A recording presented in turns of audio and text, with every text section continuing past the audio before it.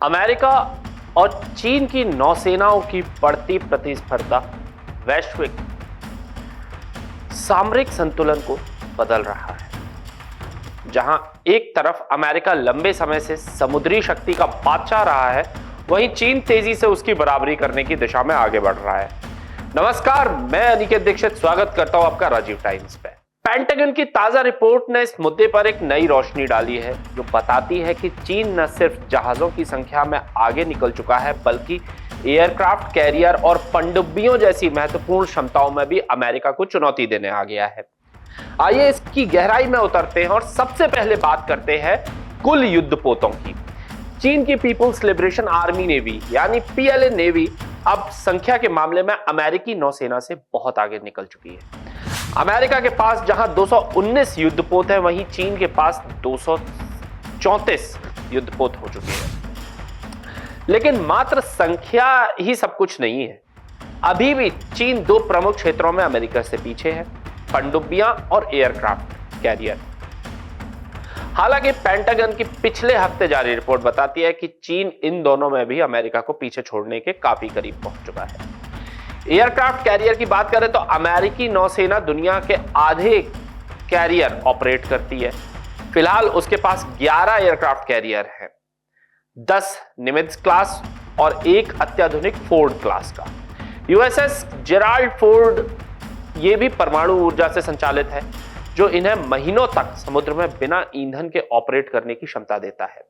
इसके मुकाबले चीन के पास अभी सिर्फ 3 कैरियर हैं, लियाओनिंग, शानडोंग और हाल ही में शामिल हुआ फुजियान।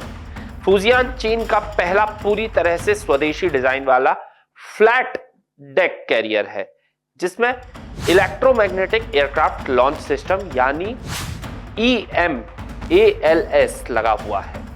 यह तकनीक अब तक सिर्फ अमेरिका के पास थी, जो विमानों को तेजी से लॉन्च करने में मदद करती थी। पेंटागन की रिपोर्ट के खुलासे में बताया गया है कि चीन का लक्ष्य 2035 तक कुल 9 एयरक्राफ्ट कैरियर बनाने का है, यानी अगले दशक में वो 6 और कैरियर जोड़ेगा। ये लक्ष्य काफी महत्वाकांक्षी है। हर 20 महीने में एक नया कैरियर तैयार करना होगा। कुछ रक्षा विशेषज्ञों को इस पर संदेह है, लेकिन वे मानते हैं कि चीन की प्रगति अमेरिका के लिए एक बड़ी रणनीतिक चुनौती है। तुलना में भारत, यूके और इटली के पास 2-2 कैरियर है। अमेरिका का बेड़ा तकनीकी रूप से सबसे उन्नत है, जहां हर कैरियर 70 से 75 लड़ाकू और सपोर्ट विमान ले जा सकता है, जबकि चीन के कैरियर अभी कम विमान ऑपरेट कर पाते हैं। चीन अभी परमाणु ऊर्जा वाला कैरियर नहीं बना पाया है, लेकिन मीडिया रिपोर्ट्स दावा करती हैं कि वो टाइप 004 नाम के एक न्यूक्लियर पावर कैरियर को बना रहा है। बीजिंग ने इसकी पुष्टि नहीं की है। दूसरी तरफ अमेरिका का सबसे पुराना कैरियर यूएसएस निमित्ज मई 2026 में रिटायर होगा। इसकी जगह फोर्ड क्लास कैरियर लेंगे, जैसे यूएसएस जॉन एफ कैनेडी जो 2027 तक शामिल हो सकता है, और यूएसएस एंटरप्राइजेस जो 2030 तक, यानी 2035 तक अमेरिका के पास भी 11 कैरियर होंगे। अब पनडुब्बियों पर नजर डालते हैं, जहां चीन और तेजी से आगे बढ़ रहा है।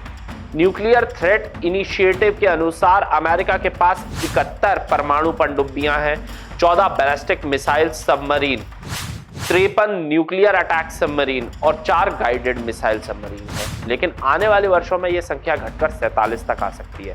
चीन के पास 60 पनडुब्बियां हैं, जिनमें सिर्फ 12 न्यूक्लियर हैं, 6 SSBN, 6 SSN और 48 डीजल इलेक्ट्रिक अटैक सबमरीन। इन 48 में से 12 में एयर इंडिपेंडेंट प्रोपल्शन तकनीक है, जो उन्हें स्टेल्थ और लंबे समय तक पानी में रहने की क्षमता देती है। पेंटागन का अनुमान है कि 2035 तक चीन की पनडुब्बियां बढ़कर 80 हो जाएंगी, जिनमें institute for national defence and security research के मुताबिक चीन की नई टाइप 095 और 096 सबमरीन अमेरिका और रूस की क्षमताओं के बराबरी कर सकती है।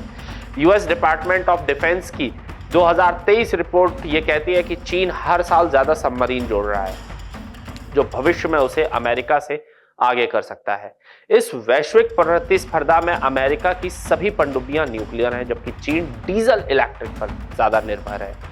लेकिन चीन की तेज प्रगति इंडो पैसिफिक क्षेत्र में तनाव बढ़ा रही है। इस सबके बीच भारत भी अपनी नौसैनिक शक्ति को मजबूत करने की दिशा में तेजी से कदम बढ़ा रहा है। हमारे पास फिलहाल 2 एयरक्राफ्ट कैरियर है, लेकिन स्वदेशी निर्माण और आधुनिक तकनीकों के साथ हमारी नौसेना आने वाले वर्षों में और मजबूत होने की कोशिश कर रही है, जो क्षेत्रीय सुरक्षा में महत्वपूर्ण भूमिका निभाएगी। लेकिन जिस तरीके से चीन तरक्की कर रहा है, इस तरह से भारत को बहुत जल्दी तरक्की करने की जरूरत है, क्योंकि इंडो पैसिफिक में हमारे ऊपर खतरा सिर्फ चीन का ही है। चीन ही है वो देश जो हमारे ऊपर किसी भी युद्ध में भारी पड़ सकता है। इसलिए भारत को अपनी इसीलिए भारत को अपनी क्षमता चीन से ज्यादा बेहतर बनानी हो, जो 1960 के दशक में कभी हुआ भी करती है। फिलहाल की रिपोर्ट में इतना ही। राजीव टाइम्स के साथ मैं निकेत दीक्षित आपसे मांगूंगा इजाजत। तब तक के लिए नमस्कार। जुड़े रहे राजीव टाइम्स के साथ। नमस्कार।